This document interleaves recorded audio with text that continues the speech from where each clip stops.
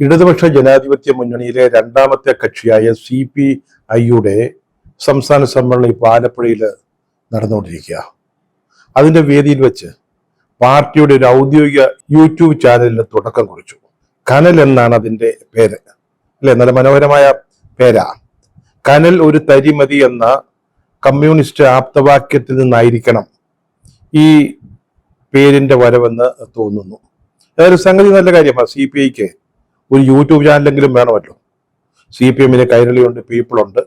അപ്പോൾ ഒരു YouTube channel വലിയ സംഭവമൊന്നും അല്ലെങ്കിലും CPI സംബന്ധിച്ചിടത്തോളം അഭിമാനകരമായ ഒരു കാര്യമായിട്ടാണ് അവരത് അവതരിപ്പിച്ചിരിക്കുന്നത്. ഒരു ഐഫോൺ ഉണ്ടെങ്കിൽ ആർക്കും ഒരു യൂട്യൂബ് ചാനൽ തുടങ്ങാവുന്നതേ ഉള്ളൂ. പക്ഷെ ഇത് CPI നല്ല വരായികയുള്ള ഒരു പാർട്ടിയാ. ഭരണത്തിലെ പങ്കാളികളെ രണ്ടാമത്തെ സ്ഥാനം എന്ന് പറഞ്ഞല്ലോ. 4 നല്ല വകുപ്പുകളുണ്ട്. അപ്പൊ എല്ലാ സംവിധാനത്തോടും കൂടി ആയിരിക്കണം ഈ യൂട്യൂബ് ചാനൽ തുടങ്ങിയത് എന്ന കാര്യത്തിൽ സംശയമില്ല. സ്റ്റുഡിയോയും ക്യാമറയും ഒക്കെ ആവശ്യത്തിനുണ്ടാവും, പണിയെടുക്കാൻ ആളുകളും ഉണ്ടാവും. നല്ല കാര്യം എന്ന് നമുക്ക് അതിനെക്കുറിച്ച് പറയാനുള്ളൂ. CPI അല്ലേ ഒരു യൂട്യൂബ് ചാനലെങ്കിലും ഉണ്ടാവട്ടെന്നേ. ആ ചാനലിന്റെ ഒരു പ്രധാന ലക്ഷ്യമായിട്ട് CPI-യുടെ സംസ്ഥാന സെക്രട്ടറി ബിനോയ് വിശ്വം തന്നെ പറയുന്നത് അച്യുതമേനോൻ ഗവൺമെന്റിന്റെ ഭരണ നേട്ടങ്ങൾ ഇപ്പോഴത്തെ തലമുറയുടെ ഇടയിൽ പ്രചരിപ്പിക്കുക എന്നുള്ളതാണ്. CPI-യുടെ ഒരു മുഖ്യമന്ത്രിയായിരുന്നല്ലോ അച്യുതമേനോൻ. അതിന്റെ ചരിത്രം ഇനി പറയാം. അദ്ദേഹത്തിന്റെ സർക്കാർ കേരളത്തിന് എന്ത് നൽകി എന്നത് സംബന്ധിച്ച് ജനങ്ങളെ ബോധ്യപ്പെടുത്തുക, ഓർമ്മിപ്പിക്കുക, അതാണ് ഈ കനലിന്റെ ലക്ഷ്യമെന്നാണ് CPI പറയുന്നത്. അവിടെയാണ് ഒരു ചെറിയ പന്തികേട് നമുക്ക് തോന്നുന്നത്. ചേട്ടാ, ഈ അച്യുതമേനോന്റെ നേതൃത്വത്തില് ഇവിടെ ഒരു ഗവൺമെന്റ് ഭരിച്ചതായിട്ട് പോലും ഇടതുപക്ഷ മുന്നണിയെ നയിക്കുന്ന CPM സമ്മതിക്കാറില്ല. ഇനി അങ്ങനെ ഒരു ഗവൺമെന്റ് ഉണ്ടായിരുന്നു എന്ന് വയ്ക്കുക. ഉണ്ടായിരുന്നല്ലോ, നമുക്ക് മനസ്സുകൊണ്ട് അങ്ങോട്ട് സമ്മതിക്കാൻ പറ്റത്തില്ലെങ്കിലും അങ്ങനെ ഒരു ഗവൺമെന്റ് 2 ടേം ഭരിച്ചതാ. പക്ഷെ ആ ഗവൺമെന്റ് ഒരു കമ്മ്യൂണിസ്റ്റ് സർക്കാർ ആയിരുന്നെന്നോ അല്ലെങ്കിൽ ഒരു ഇടതുപക്ഷ സ്വഭാവമുള്ള ഗവൺമെന്റ് ആയിരുന്നു എന്ന് പോലും CPM സമ്മതിക്കുന്നില്ല.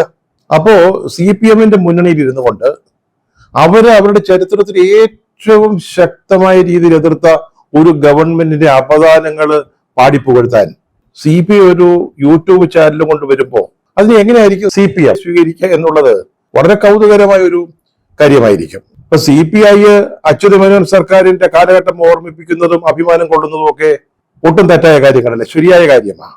കേരളത്തെ സംബന്ധിച്ചിടത്തോളം CPI-ക്ക് അഭിമാനിക്കാൻ ഇതല്ലാതെ വേറെന്താ പറയാനുള്ളത്? 64 ഈ പാർട്ടി പിളർന്നതിന് ശേഷം അവര് കോൺഗ്രസ് പാർട്ടിയുമായി കൂടിയപ്പോഴോ അല്ലെങ്കിൽ അവരുടെ സഹകരണം സ്വീകരിച്ചപ്പോഴോ മാത്രമാണ് അഖിലേന്ത്യാ തലത്തിലും സംസ്ഥാന തലത്തിലും അവർക്കൊരു ബഹുമാനം കിട്ടിയത്. അത് കഴിഞ്ഞ് അടിയന്തരാവസ്ഥയുടെ കാരണമൊക്കെ പറഞ്ഞ് പട്ടിണ്ട കോൺഗ്രസിലെ തീരുമാനപ്രകാരം CPI അന്നത്തെ ജനാധിപത്യ മുന്നണിയെ വിട്ടിട്ട് CPM-ന്റെ കൂടാരത്തിൽ അഭയം തേടി. അതിനുശേഷം എന്തൊക്കെയാണ് സംഭവിച്ചുകൊണ്ടിരിക്കുന്നതെന്ന് നമുക്ക് നന്നായിട്ട് അറിയാവുന്ന കാര്യമാണ്. അല്ലെങ്കിൽ തന്നെ CPI പറയുന്ന പല കാര്യങ്ങളും തള്ളിക്കളയുക ചെയ്തത്. എന്തിന്? ഇന്ത്യയിൽ കമ്മ്യൂണിസ്റ്റ് പാർട്ടി എന്നാണ് ഉണ്ടായത് എന്ന കാര്യത്തിൽ പോലും ഈ 2 പാർട്ടികൾ തമ്മിൽ ഒരു അഭിപ്രായ ഐക്യമില്ല. 1925 ഡിസംബർ 26 കാൺപൂരിൽ നടന്ന ഒരു യോഗത്തിലാണ് ഇന്ത്യയിലെ CPI communist party of India രൂപം കൊണ്ടതെന്നാണ് CPI-ക്കാർ വിശ്വസിക്കുന്നത്. അതാണ് അവർ പറയുന്നത്. പക്ഷെ CPM-ന്റെ ഇന്ത്യയിലെ കമ്മ്യൂണിസ്റ്റ് പാർട്ടിക്ക് പിന്നെയും ഒരു 5 കൊല്ലം കൂടെ പഴക്കമുണ്ട്. അത് 1920 അത് ഇന്ത്യയിൽ വെച്ചല്ല ഉണ്ടായത്. അന്ന് റഷ്യയുടെ ഭാഗമായിരുന്ന താഷ്കെന്റിൽ വെച്ചാണ്. 1920 ഒക്ടോബർ 17 M.N. റോയിയെയാണ് അന്നത്തെ ആ പാർട്ടിയുടെ സ്ഥാപകനായിട്ട് CPM കരുതുന്നത്. പറഞ്ഞില്ലേ, എന്നാണ് ഈ പാർട്ടി ഉണ്ടായതെന്ന കാര്യത്തിൽ പോലും ഒരു യോജിപ്പില്ലാത്ത 2 കമ്മ്യൂണിസ്റ്റ് പാർട്ടികളാണ് ഈ CPM-ഉം CPI-യും. 1964 CPI പിളർന്ന് CPM ഉണ്ടാവുന്നത്. അന്ന് ദേശീയ കൗൺസിൽ യോഗത്തില് അഭിപ്രായ വ്യത്യാസം ഉണ്ടായി. പല സംഭവങ്ങളുടെ തുടർച്ചയായിട്ടുണ്ടായതാ. അന്ന് 32 ആളുകൾ ഇറങ്ങിപ്പോയിട്ട് CPM രൂപവൽക്കരിക്കുന്നു. ഇപ്പൊ CPI പറയുന്നത് അന്നത്തെ ദേശീയ കൗൺസിൽ യോഗത്തില് 95 പേര് പങ്കെടുത്തിരുന്നുവെന്നും 32 പേര് ഇറങ്ങിപ്പോയി, ബാക്കി 63 പേര് ആ യോഗത്തിൽ തുടർന്നു. അതായത് CPI പറയുന്നതിന്റെ അർത്ഥം പാർട്ടി പിളരുമ്പോൾ CPI-ക്കായിരുന്നു ഭൂരിപക്ഷം എന്നാണ്. പക്ഷെ കഴിഞ്ഞ ദിവസം ചിന്തയിൽ വന്ന ഒരു ലേഖനത്തിൽ വ്യത്യസ്തമായ ഒരു കണക്കാ പറയുന്നത്. 65 പേരായിരുന്നു ഈ യോഗത്തിൽ പങ്കെടുത്തത്, 32 പേർ ഇറങ്ങിപ്പോയി, പിന്നെ ഒരു കൗൺസിൽ അംഗത്തിന്റെ ഭൂരിപക്ഷം മാത്രമാണ് CPI-യുടെ അന്നത്തെ ഫ്രാക്ഷൻ ഉണ്ടായിരുന്നത് എന്ന് വാദിക്കുന്നു. ഉടനെ പിന്നെ CPIക്ക് അത് കണ്ണിക്കാതിരിക്കാൻ പറ്റുമോ? സത്യം മൊകേരി നവയുഗത്തോട് ലേഖനം എഴുതുന്നു, അത് 95 പേരായിരുന്നുവെന്നും 32 പേരാണ് ഇറങ്ങിപ്പോയതെന്നും ഒക്കെ പറയുന്നു. ഇങ്ങനെ എല്ലാ കാര്യങ്ങളിലും ഈ രണ്ട് പാർട്ടികൾ തമ്മിൽ തർക്കമാണ്.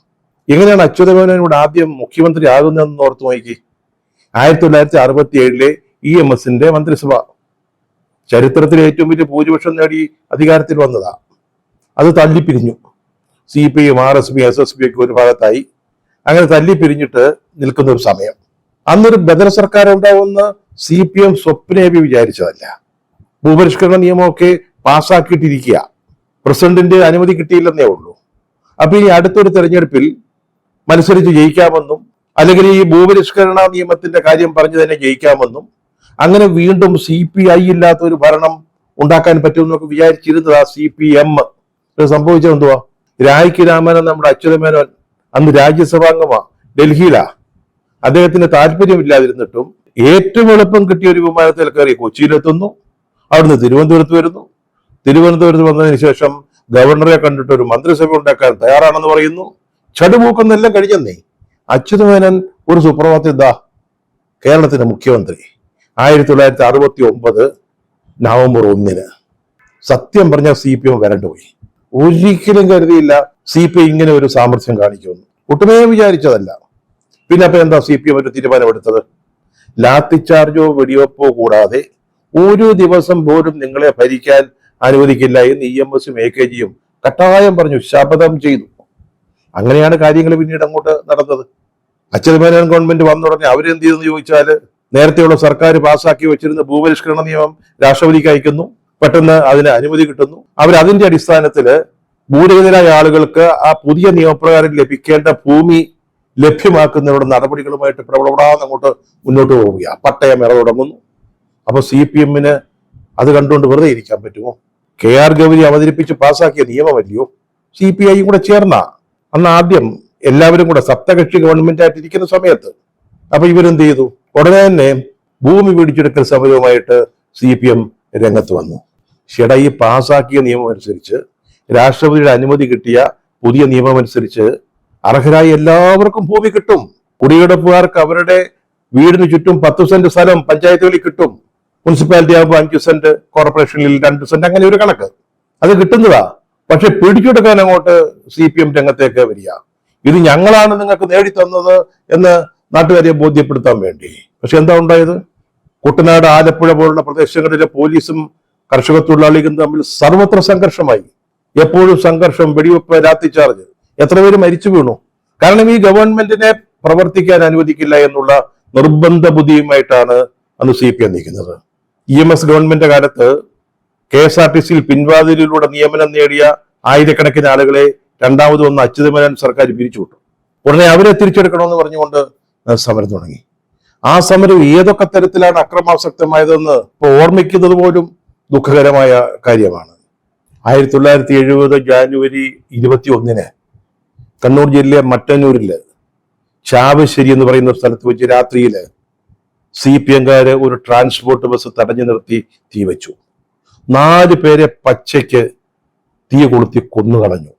അച്യുതമേനോൻ ഭരിക്കുമ്പോഴത്തെ കാര്യമായി പറയുന്നത്.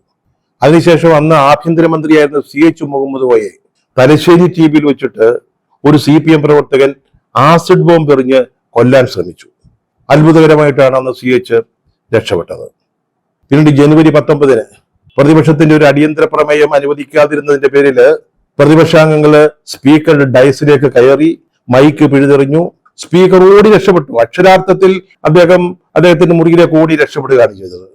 അതുകൂടാതെ സ്പീക്കർക്ക് സുരക്ഷ ഒരുക്കിയിരുന്ന ഒരു പോലീസ് ഉദ്യോഗസ്ഥരടക്കമുള്ളവരെ CPM അംഗങ്ങൾ അവിടെ അടിച്ചു വീഴ്ത്തി. നിയമസഭയ്ക്ക് ഉള്ളിൽ നടന്ന തെരുവ് ലഹളയ്ക്ക് സമാനമായ ഒരു കാര്യത്തെക്കുറിച്ചാണ് ഈ ഓർമ്മപ്പെടുത്തൽ. ഏറ്റവും അവസാനം 5 അംഗങ്ങള്, അതിൽ 4 പേര് ഭരണമുന്നണിയെ പിന്താങ്ങിയിരുന്നവരാ. അവരൊരു പ്രത്യേക ബ്ലോക്ക് ആയിട്ടിരിക്കാൻ തീരുമാനിക്കുന്നു. സ്പീക്കർക്ക് കത്ത് കൊടുക്കുന്നു. സഭ നടന്നുകൊണ്ടിരിക്കുമ്പോഴാണ് ഇതൊക്കെ സംഭവിക്കുന്നത്.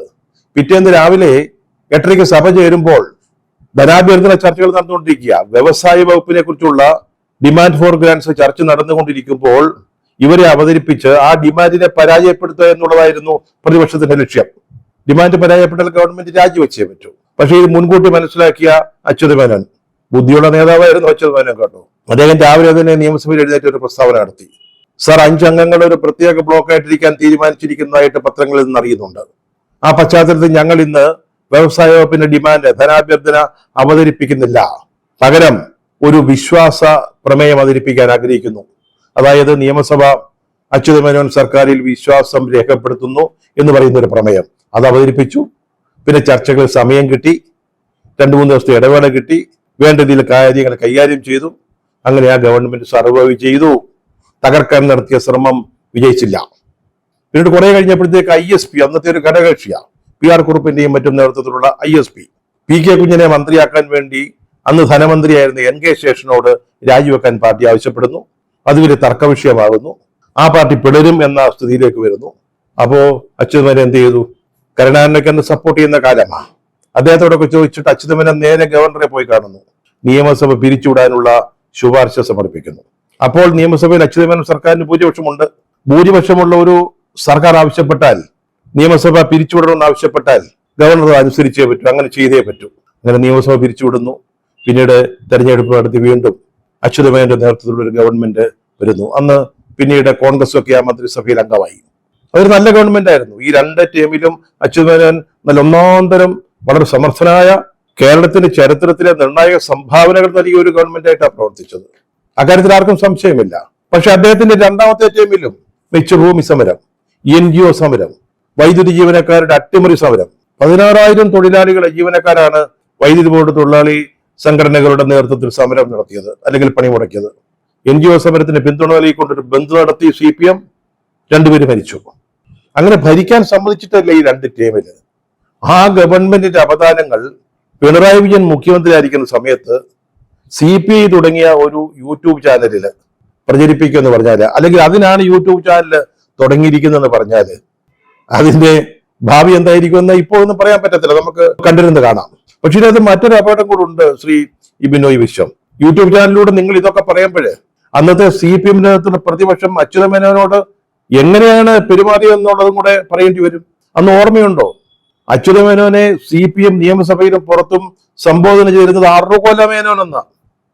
അച്യുതമേനോൻ, അറുകൊലമേനോൻ, അങ്ങനെയാണ് മുദ്രാവാക്യം പിടിച്ചിരുന്നത്. കരുണാകരനെ പോലും കരിങ്കാലി കരുണാകരൻ എന്ന് മാത്രമേ പറഞ്ഞിരുന്നുള്ളൂ. പക്ഷെ സ്വാത്വികനായ അച്യുതമേനോനെ കേരളത്തെ വികസനത്തിന്റെ വളരെ ഉയരങ്ങളിലേക്ക് നയിച്ച ഒരു മുഖ്യമന്ത്രിയെ അറുകൊലമേനോൻ എന്നാണ് പറഞ്ഞിരുന്നത്. അങ്ങനെ ഒരു CPMന്റെ കീഴിലാണ്, അതിന്റെ നേതൃത്വത്തിലാണ് നിങ്ങളിപ്പോ ഭരണത്തിന്റെ സദ്ഫലങ്ങൾ അനുഭവിക്കുന്നത് എന്ന് ഇപ്പോഴത്തെ തലമുറ മനസ്സിലാക്കും. നിങ്ങൾ യൂട്യൂബിനെ കുറിച്ചുള്ള നിങ്ങളുടെ ലക്ഷ്യം ഇതാണെങ്കിൽ, അതനുസരിച്ചാണ് യൂട്യൂബ് പ്രവർത്തിക്കുന്നത് എങ്കിൽ അതും കൂടെ മറക്കരുത്. ഇപ്പോൾ സംസ്ഥാന സമ്മേളനത്തിൽ അവതരിപ്പിച്ച റിപ്പോർട്ടുകൾ നോക്കുമ്പോൾ ഈ സർക്കാരിനെതിരെ ഒരു പരാജയപ്പെട്ട സർക്കാരാ, ഒരു ജനവിരുദ്ധ സർക്കാരായിട്ട് മാറിയിരിക്കുക. അതിനെതിരെ എഴുന്നേറ്റ് നിന്ന് സ്വന്തം അഭിപ്രായങ്ങൾ പറയാൻ പോലും ധൈര്യം കാണിക്കാത്ത ഒരു പാർട്ടിയായിട്ടാണ് CPI മാറിയിരിക്കുന്നത്. ഭരണം ബഹുകേമമാണെന്നാണ് പറയുന്നത്. പോലീസ് അടക്കമുള്ള വകുപ്പുകൾ അതിഗംഭീരമാണെന്ന് ഈ രാഷ്ട്രീയ റിപ്പോർട്ടിലും പ്രവർത്തന റിപ്പോർട്ടിലും ഒക്കെ ആയിട്ട് വിവരിച്ചിരിക്കുക.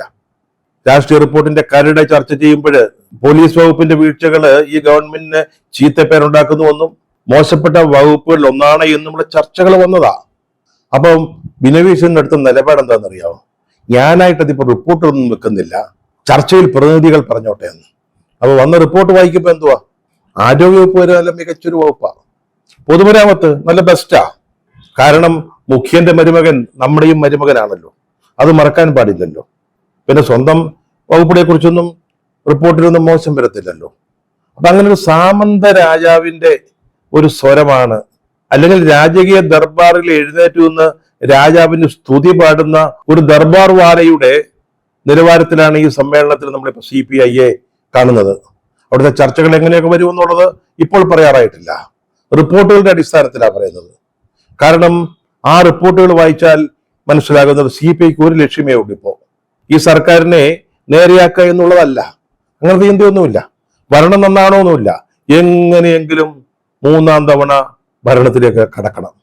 അതാണ് CPIയുടെ ഏക ലക്ഷ്യമെന്ന് ഈ റിപ്പോർട്ടുകൾ വളരെ കൃത്യമായിട്ട് വ്യക്തമാക്കുന്നു. വിമർശനത്തിന്റെ ഒരു സ്വരം ഉയർന്നത് പരമ്പരാഗത മേഖലയിൽ 5 ലക്ഷത്തോളം ആളുകൾ തൊഴിലില്ലാതെ നിൽക്കുമ്പോൾ ഈസ് ഓഫ് ഡൂയിങ് ബിസിനസ് എന്ന് പറഞ്ഞ് ആധുനിക വ്യവസായങ്ങളുടെ വികസനത്തിനായിട്ട് കൂടുതൽ ശ്രദ്ധ കേന്ദ്രീകരിക്കുന്നു എന്നുള്ളത് മാത്രമാണ് അറിഞ്ഞിടത്തോളം.